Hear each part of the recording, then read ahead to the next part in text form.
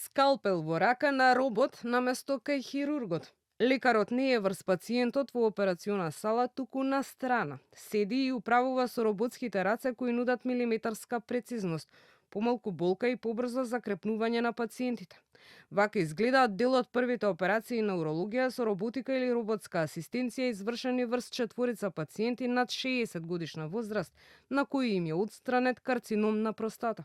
Сите се добри и наместо подолго време да лежат во болница, за неколку дена ќе бидат пуштени дома, вели доктор Башким Шабани, директор на урологија кој учествувал во операциите. Значи се постои еден посебен дел каде што се стои хирургот, значи тоа се вика една конзола или пак контрола, додека другиот дел се инструменти кои што се слични на лапароскопската хирургија, кои што ние имаме едно долго искуство, околу 15 години работиме на лапароскопска хирургија. Меѓутоа, самото движење на инструменти, значи се многу попрецизни, многу има помалку компликации, прегледноста на оперативното поле е многу подобра во споредба со лапароскопската хирургија, така што таа метода го користат најразвинети европски земји, кои што мислам дека нашите граѓани заслужуваат да го имат и роботот при уролошките интервенции. Применети се две методи на оперирање со робот апаратот, вели директорот Шабани, и планот е во иднина да се продолжи едукацијата за работа со овој апарат робот кој не оперира, туку асистира и е од Кина и чини околу 1,8 милиони евра.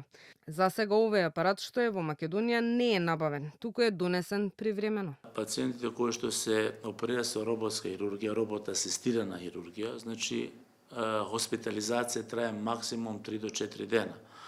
Во споредба со другите методи кои што трајат пациенти што се оперираат отворена хирургија или лапароскопска хирургија, лежат подолги денови, така што штедиме и на хоспитални денови и на другите трошкови што ги следат со хоспитализација на пациентите. Меѓутоа, сепак бенефитот на пациентите е многу поголем. Значи, пациентите многу побрзо го заздравуваат, побрзо закрепнуваат, побрзо се враќаат во нормалниот живот, што е многу битно и за пациентите, па и за клиниката. Во 4 операции под менторство на професор Гуди, освен директорот доктор Шабани како научен соработник, во робот асистираните операции вклучени биле и професор доктор Огнен Ивановски, доцент доктор Александар Трифуновски и Виктор Станков како научен соработник.